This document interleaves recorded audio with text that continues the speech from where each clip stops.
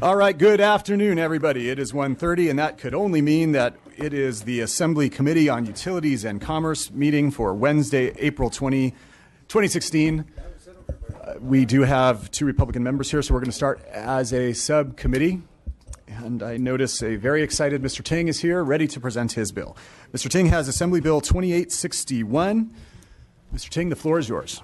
Thank you. First, let me just thank you, Mr. Chair, for your courtesy today and helping expedite my time out of the committee. First, I also want to note thank you for the committee staff and working with us on the bill. We are accepting all the committee amendments, but just to clarify, we are not taking the PUC proposed amendments.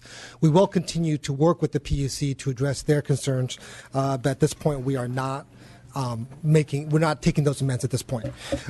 Right That now, is our understanding as well. So thank you. So in summary, the bill expedites the interconnection process between IOUs and different providers of energy storage. It sets up a process where if there's a dispute that we have an advisory board put together to help navigate that dispute. We unfortunately, given this rather new technology and it's still rather new, we are working very closely to make sure that this is much more of a streamlined approach. So frankly, we can get as much energy storage out there, both for people who have renewable energy on their roofs or for folks that have electric cars. So with that, I have two witnesses who will be brief and respectfully ask for your vote. let's go to your first witness in support. Michael Minkus with the California Public Utilities Commission. As the Assembly member mentioned, the Commission adopted a support as sponsor with a slightly different approach, but we're very happy to support this legislation now. The process contemplated in the bill will encourage realistic estimates, quick resolution of reasonable complaints, and third-party review of engineering solutions to address safety concerns. We urge your support, and we have an interconnection expert available if there are questions. Terrific. Thank you. Next witness. Hi, I'm Alex Morris with the California Energy Storage Alliance. We're focused heavily on 65 member companies who are all trying to roll out energy storage across the state, and we support 2861. Here's why. Currently, there's two options for interconnection disputes. You can either litigate the matter, which is very expensive and time-consuming, or you can seek review from an ombudsman who works for the utility that is doing the interconnection, raising objectivity concerns. And so this has led to a result of very few people using the existing interconnection dispute resolution process and instead working ad hoc with Public Utilities Commission staff who have tried to be helpful in this regard. We think 2861 provides a nice fix to this problem by creating a formal process that includes a fast and explicitly independent mediation pathway. So while there's a lot of technical and specific aspects to these interconnections, it's important to recall that what this is really about is a critical path roadblock to getting these storage devices and other clean distributed resources deployed across the state. Wonderful. Thank you very much. Let's go to public comment and support. Seeing none. Are there witnesses in opposition? Seeing none. Questions or comments from our subcommittee so far? No? Mr. Daly. I know we have a tight time frame, but the PUC is a sponsor, but you're not taking their amendments. Can you explain? It doesn't make sense to me. There are still issues I think we're going to be working out. It's more regarding the specific details and the makeup of who the advisory board is. So we're going to be continuing to work with them on that. Sure. So it's relatively minor in nature. It's not the. So we will take that as your close, and Yes. We will entertain a motion on this bill as soon as we have a full committee. Thank you. Thank you. All right, I see Mr. Bigelow next. All right.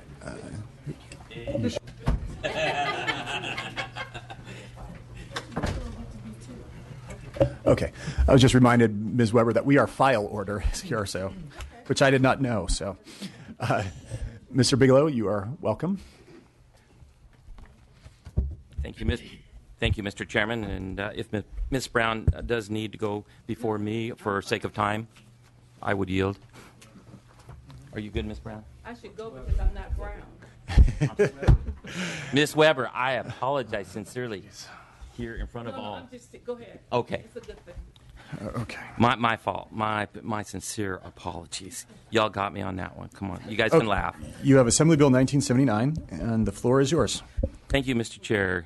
You've all been handed a copy of letters of support as they are not reflected in the committee analysis. The support list includes Calaveras County Board of Supervisors, Calaveras County Water District, the Murphy's Sanitary District, the City of Angels Camp, Union Public Utility District, Ithaca Power and Water Authority, and Enline Energy. Members, I'm here today to ask for your support for AB 1979, which would provide a boost for the underutilized Reliable Feed in Tariff program, with a small expansion of a critical funding mechanism for California small hydropower facilities. This issue came to me just a few weeks ago, so I would like to extend a sincere thank you to all the stakeholders and committee staff for their efforts to get this bill in front of you today. I'm happy to take the committee's suggested amendments, which would limit the eligibility to an existing hydroelectric facility that is not under a long-term contract as of January 1, 2017, and is eligible for California's Renewable Portfolio Standard, RPS, feed-in tariff. Small hydroelectric generators with a nameplate of over 3 megawatts are currently prohibited from participating in the feed-in tariff program. This is true when the owner of the facility is willing to cap generation at the 3 megawatt threshold, though. This is the situation in my district, where Ithaca Power Water Authority in Calaveras County is the sole source of water for approximately 10,000 residents, as well as numerous vineyards and other irrigators. To offset their costs, Ithaca has 2 small hydro facilities that generate renewable power, which have covered their costs in the past. Unfortunately, they are not generating enough revenue to operate due to the drought, a depressed power market, and a depressed market for renewable energy credits. As a consequence, they now face budget deficits every fiscal year. This year alone, they are projecting a $500,000 deficit for a small utility company with only a $1.6 million budget. This is momentous. To put it simply, they are in dire financial crisis, which puts the water supply for the town of Murphy's and Angels Camp at risk. AB 1979 would fix that problem by allowing Ithaca Water Power Authority to get its Murphy's powerhouse with a nameplate rating of 3.6 megawatts into a renewable feed-in tariff contract. AB 1979 advances the state's goal of incentivizing small renewable energy suppliers, and the additional revenue would go a long way toward ensuring the reliability of this crucial water source for Calaveras County. Members, I ask that you allow small hydro facilities the flexibility necessary so they can continue to operate in communities where they serve. I have with me today Michael Minkler, General Manager of Ithaca Power and Water Authority, who can elaborate on how this bill will help small hydro plants throughout California. He is here to answer any questions and maybe give a few words. Terrific. What we're going to do first is establish a quorum. We had Mr. Ting here already, and Madam Secretary, why don't you call the rest of the members, and we'll establish a quorum.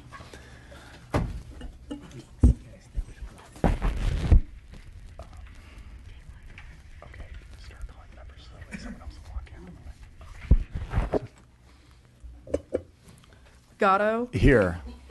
Patterson. Here. Burke. Chavez. Here. Daly. Here.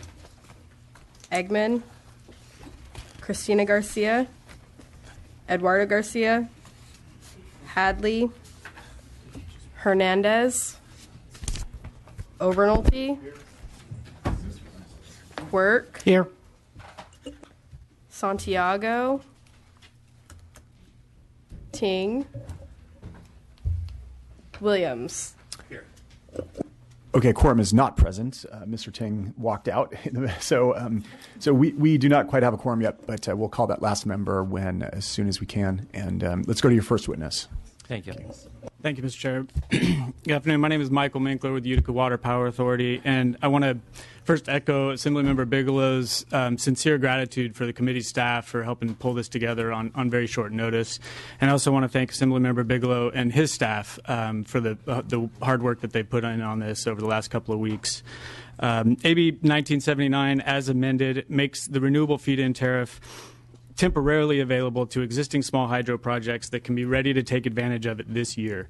Utica Water Power Authority's Murphy's Powerhouse is one such project. The feed-in tariff, which the Public Utilities Commission refers to as REMAP, assigns specific renewable megawatt targets to the IOUs. Each of the IOUs still have substantial space remaining in their baseload category, which is where small hydro falls. This bill would allow a small number of hydro projects to be eligible for REMAC contracts, which would help the IOUs meet those targets. As Assemblymember Bigelow and the committee analysis noted, this bill is particularly important to the Utica Water Power Authority and the communities that we serve, and we respectfully ask for your aye vote. Terrific. Next witness. Good afternoon, Matthew Klopfenstein on behalf of Enline Energy, Inc. We're a small hydro developer that works with water agencies across the state in developing renewable small hydro in conduit projects. We're very supportive of this bill. We have a lot of experience working in the REMAT program and other similar programs, and fully understand that one size doesn't always fit all. And so we really appreciate your consideration of this slight flexibility given in this bill. So thank you. Terrific. Any public comment in support? Any witnesses in opposition? Public comment in opposition? All right. Questions or comments? All right. Well, we will entertain a motion on that as soon as we have a quorum. Thank you very much, Mr. Chairman, Weber. and thank you, members. Ms. Weber. Yeah, I got to give you a hug. That's so embarrassing. Of all of the relationships we've had. Okay. Oh. We're going to quickly establish quorum. Gatto. Still here. Patterson. Here. Burke. Chavez. Here. Daly. Eggman. Christina Garcia. Eduardo Garcia. Hadley. Here. Hernandez. Obernolte. Quirk. Here. Santiago. Ting. Williams. A quorum is present. Ms. Weber, you are here to present Assembly Bill 2120. The floor is yours. Thank you very much, and good afternoon to Mr. Chair and the members of the committee. Before I begin, I want to let you know that we do accept the committee's amendments listed in the analysis. I want to thank the committee for their hard work and working with us, because we think it made it a stronger bill. So thank you so very much. Last year, school districts in San Diego County experienced an unprecedented and unanticipated surge in electrical costs, averaging about 39%, with 33% of that increase attributable to utility rate increases alone. This increase constituted a significant part of their 2014-15 increase in school funding being diverted away from services to students and to electricity costs. We found this to be unacceptable. Funding we appropriate for schools for educational programs should be spent on educational programs for teachers, instructional materials, and to help close the achievement gap. While San Diego County school districts and some Orange County schools districts were the hardest hit by this energy rate shock, school districts throughout the state are affected by PUC's proceedings. School agencies currently have little ability to voice their opinions in PUC proceedings because of the enormous cost of hiring attorneys and experts. While the quasi-judicial PUC proceedings is generally considered a public process, a consumer participation is at times limited to those individuals and groups who can afford to hire costly lawyers and experts. AB 2120 would help remedy this financial barrier to school participation in PUC proceedings by allowing school agencies to be eligible to receive reimbursement for costs. Specifically, this bill would, one, provide that county offices of education representing one or more local educational agencies within the county, as well as community college districts, which I think we've taken out now, are eligible to participate in the PUC intervenor compensation program. It also makes findings and declarations recognizing the importance of school funding being dedicated to educational programs for California schools and their children. Here with me today as witnesses for this is for AB 2120, that is sponsored by the San Diego School Coalition for Electricity Cost Reduction, the San Diego County Office of Education. We have here to testify Laura Duzick from the San Diego County Office of Education, Gina Potter from the Lemon Grove School District, and Carl Christensen from the San Diego School District. Okay. Thank you. Good afternoon, Chairman Gatto and members of the committee. My name is Laura Duzick, and I'm the Assistant Superintendent of Business for the County Office of Education. I am also the administrator of this coalition. This coalition of 40 school districts in San Diego County and the county office represent over 500,000 school children and was formed last year in response to substantially skyrocketing electricity costs caused by rate shock. Assembly Bill 2120 would help schools across the state solve a significant financial dilemma. When substantial increases in electricity rates are experienced or proposed by public utility companies, the only option to have input in the utility rate setting process is to become formal interveners in the proceedings. This Assembly bill would provide school districts with access to those PUC proceedings. The substantial cost of legal and rate expert services necessary to participate in these adjudicated proceedings creates an oftentimes insurmountable barrier for most of our individual school districts. Unlike governmental agencies like counties and cities, school districts don't have the ability to raise revenues to pay for these substantial costs. Instead, they have to use funds that are meant for the classroom and our students. While San Diego County school districts were hit hard by this rate shock over a one-year period, any educational region serviced by a PUC-related utility could have reason to provide input to the CPUC. So we ask for your support and urge your passage of AB 2120 to assist California school agencies in accessing the CPUC proceedings and preserving our educational programs. Good afternoon, committee members, Chairman Gatto. I am the Assistant Superintendent, Carl Christensen, the Assistant Superintendent of Business Services for the Santee School District, and I'm also a project lead for the coalition. As was mentioned earlier, during the previous fiscal year, electricity bills for San Diego County districts rose on average 39% over a one-year period. We estimate this resulted in nearly $30 million of unplanned, ongoing, and additional operational expenses. Move the bill. And so since we have limited options for raising revenue, then we must cut expenses in other areas. In my district, we experienced an increase of $250,000 in 1 year, and that was about 33%. So we see the scope of 2120 as narrow and limited. It does not guarantee reimbursement for the cost of intervening. The CPUC would still retain the discretion of whether to reimburse the districts for their cost based on existing two criteria: substantial contribution to the final decision, and also financial hardship, the existence of financial hardship. So we urge your passage of AB 2120. Good afternoon, committee members. My name is Gina Potter. I'm the Deputy Superintendent for the Lemon Grove School District in San Diego County. I'm also a project lead for the San Diego Schools Coalition, and I've served as an educator in California for almost 27 years. In San Diego County, the electricity rate shock we experience has caused schools to consider reductions in educational expenditures. In my school district, which represents over 4,000 preschool to 8th grade students, our electricity costs rose about $173,000 in a single year.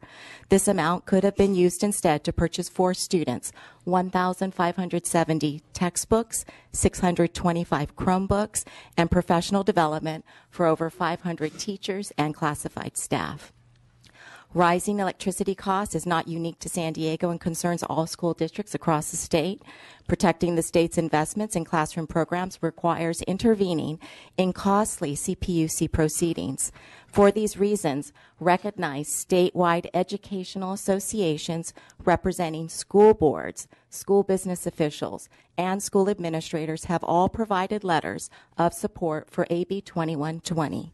Through AB 2120, we only ask for the opportunity to equitably participate in CPUC proceedings and to receive reimbursement to do so under limited circumstances. We respectfully urge your passage of AB 2120 to help schools mitigate the impact of electricity rate shock and rising electricity costs, and to keep school funding going to classrooms and students we educate. Thank you for your consideration regarding this critical education matter. Thank you. That's the testimony in support? Is there any testimony in opposition, please? Oh, I'm sorry, others in support, excuse me. Mr. Gatto did not give me instructions with this. That's okay. Ana Ferreira, Ana Ferreira, on behalf of the School Energy Coalition, we agree. We appreciate the amendments.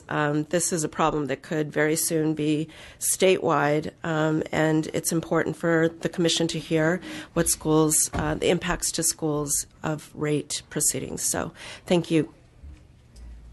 Any others in support? Any in opposition? Would you like to close? Sure. This bill simply creates. Oh, I'm sorry. They have questions. That's right. They have Okay, questions. I'm sorry. Excuse me. Forgot about that. We have questions. Yeah. Sorry, Mr. Dolly, and then Mr. Ovalnote.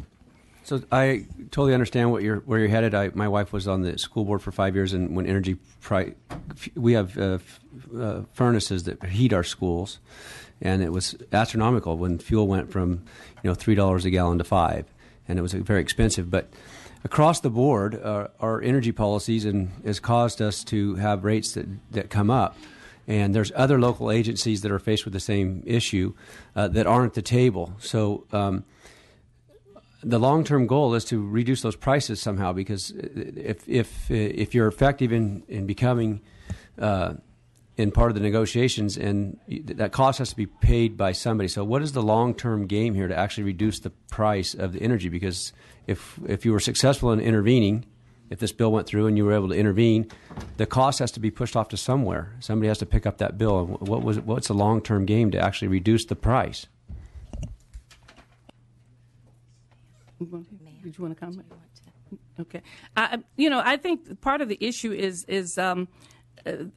we originally had come up with an idea as a part of the group that they would really strive to talk about developing a rate, particularly for schools, because they were put into a category of I think there's a nonprofit category, and then there's another category, commercial. And the schools are looked at as commercial rather than nonprofit. And that was one of the problems we had, because unlike commercials, they don't have the ability to basically increase cost. They can't generate revenue, in other words, like other places can. And so that's the real challenge with that. So the reasonable position they had was at least they wanted to be able to argue their case. They wanted to have access to the process. That was important. And that's why they came up with basically allowing themselves to be a part of the intervener process, because they currently don't participate in it, because it's once again a costly process, and it's a costly gamble that they will not basically get back. And so their issue is that they needed to be before the PUC to talk about it, and at this point they're not able to go before them because they don't have the resources to operate as interveners as others. They look at other agencies that may not have the same opportunity, like cities or counties, but they also have the ability to increase rates themselves and to charge additional costs, which school districts don't have that. And so school districts find themselves in a different kind of position, in a unique position, because the money they get is the money we give them, and that's it. And they don't have the ability to increase cost in any other area for services provided, or whatever it may be, trash collection, those kinds of things that cities can do to generate more revenue. And so that's why they looked at this as an opportunity, at least to have their case heard and spoken for before the PUC.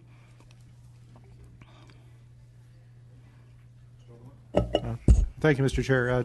Ms. Weber, I'm certainly very sympathetic with the plight of the school districts. We want to make sure that they pay as low utility rates as we possibly can. However, I do have a concern with allowing them to collect intervener fees, because, as you know, those fees are then passed on to other ratepayers. So while they might be successful in getting their rates lowered, those higher rates will be passed on to other people. Mm-hmm. And so I'm wondering if there isn't some other solutions available to them. For example, when I was a mayor, our city had a rate case pending before the PUC, and we used the Office of Ratepayer Advocates to advocate on our behalf before the PUC. And I'd like to ask, why can't they just do that, or why can't they do something that isn't going to raise the utility rates for the other people? Did you want to respond to that? Okay. Do you mind? Yeah, yeah, you can. Okay. Sure. She's been our advocate. Yes. I'm sorry, it's awkward. You don't have to look at me. You don't have to get my permission. You can. Trying to be respectful. Hello. They're not used to this process. Sure. Oh, go ahead. Mm-hmm. One of the things that we had in terms of analysis and assessment of this particular bill was to severely reduce and limit the access of intervener compensation in terms of how many entities can even apply for it. So in terms of scope, there are 1,000 roughly school districts across the state of California. Well, that would place a heavy burden on the intervener compensation fund. So with that said, there's only just over 50 county offices of education that represent all of those other school districts. So we've very much so limited the number down to county offices of education. We are very amenable to a couple recommended amendments of removing the community college entities and then also adding some coalition entities in case a school district does not have access to services through their county office of education. So we believe the impact should be nominal. We've thought it through quite carefully. We do, at the end of the day, 39% in 1 year for us ongoing, and something we can't retroactively fix ever, is at the end of the day, it's budget cuts for us. Proposition 98 funds education. We have a finite source of money, and we just want to be able to even have a voice to participate in that CPUC process. So I do understand. We do believe at the end of the day the CPUC can choose not to reimburse if we don't meet their two rather rigid criteria. Okay, I understand, but with respect, you haven't answered the question, which is why can't you use the Office of Ratepayer Advocates as your tool for accomplishing this instead of intervener fees, which are going to be passed on to other ratepayers? I think that their perception was that the ratepayer advocates are probably overwhelmed with the tremendous amount of work, and these schools represent up and down the state a significant number of Californians, and felt they should have their own voice before PUC rather than going through another source. You know, one of the things that in dealing with the schools in San Diego County, is that this is probably the most modest proposal that they have. There were a number of other proposals that would probably been much more dramatic. And it's interesting that you're actually advocating that they do a much more radical thing, such as changing the rates or getting involved in rate changes, which they looked at and thought at some point that would probably require them to have more resources than they needed to implement in terms of this. Most of these districts are very small districts that don't have a lot of administrative structure. San Diego City Schools has more than most of these, but you're listening to small school districts, which is what most of the districts are made up of 4,000 and 5,000 kids in a district, few hundred teachers. So when you take something like a Lemon Grove School District that has 4,000 kids in it, and they're paying $127,000 additional dollars in 1 year, they don't have the administrative structure to basically fight these battles alone and even to sometimes interface with others. Mrs. Potter has become the kind of the advocate in the area and the expert among all these small districts. And it was interesting to me that when I was asked to be engaged with this activity because some of the small districts are in my district as well as a large one. So I called a meeting of my 5 or 6 school districts, and there were 40 some odd districts that showed up from the mountains all the way down to the sea, because this was a problem they were having without any resources to be able to respond to it. And so when they looked at it and they had looked at how are they going to make their case known, this became the most modest proposal, because it doesn't guarantee them anything. It doesn't guarantee that they'll be reimbursed, but it does guarantee that they'll have an opportunity to have a voice. And that's what they're asking for, is to really be a part of the intervener portion of the PUC. PUC has not necessarily put an opposition to it. SDG&E has not basically registered an opposition to it. And so as a result, they believe this was probably the most modest proposal to put forward, to basically say they have a right to be there.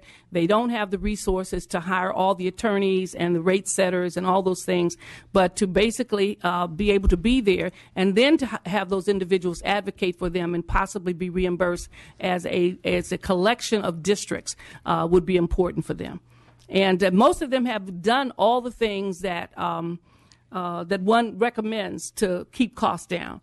You know, most of these schools have solar up the yang on every building, every parking structure there is. It goes on, and then for that to happen, and then to see this tremendous increase. I became aware of it because as I was meeting with schools and saying to them, listen, we've given you X billion more dollars this year, and we're going to really begin to work on this, closing the achievement gap. And the first thing I got was almost all of our money went to the increase in utilities.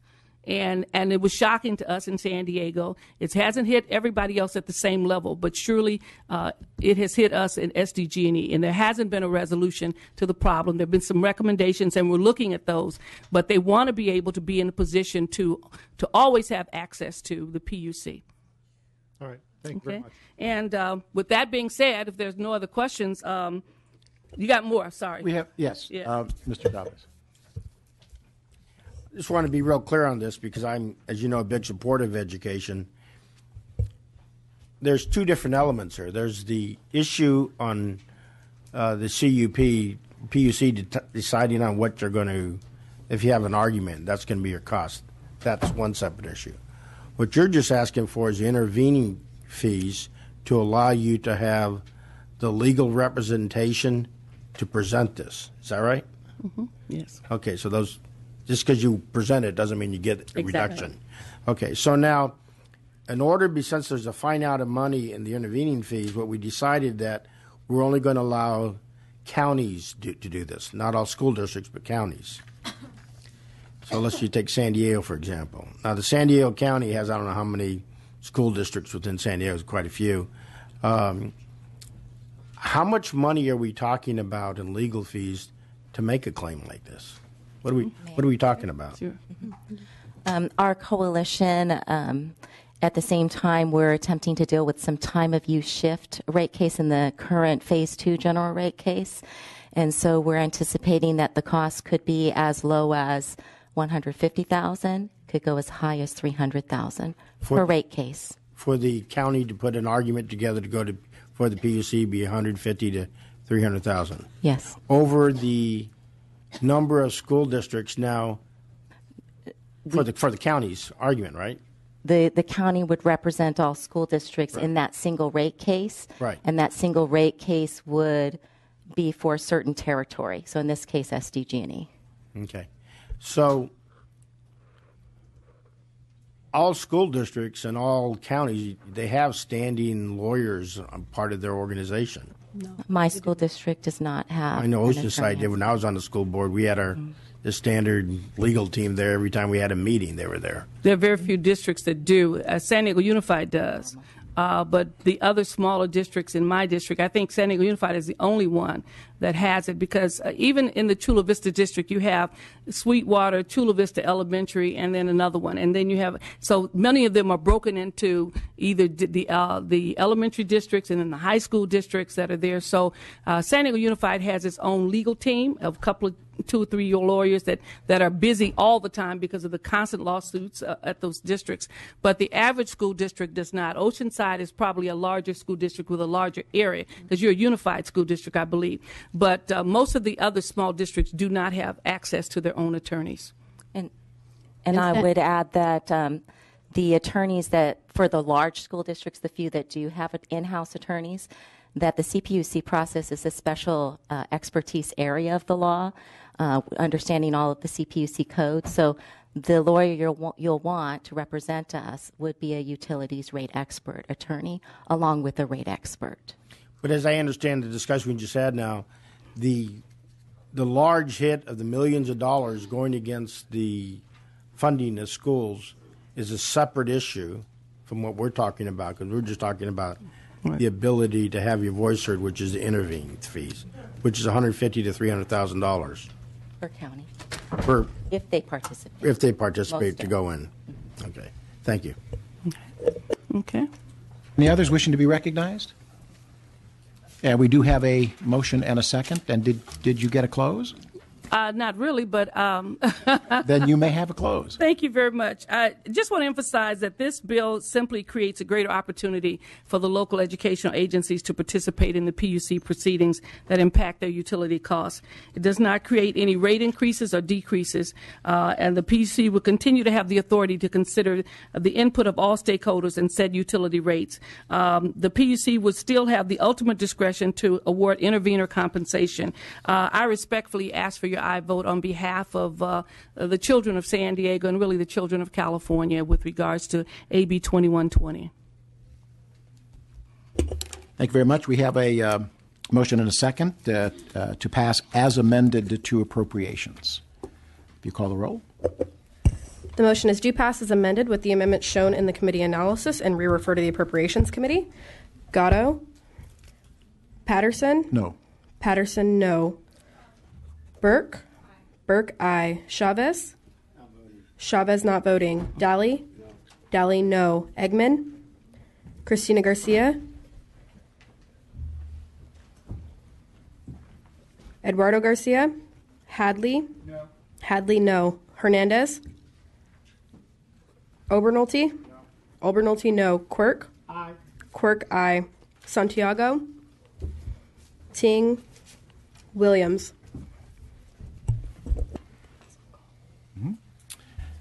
Bill is on call, Okay. and we'll hold it open for other members. Thank you. And thank you for the presentation.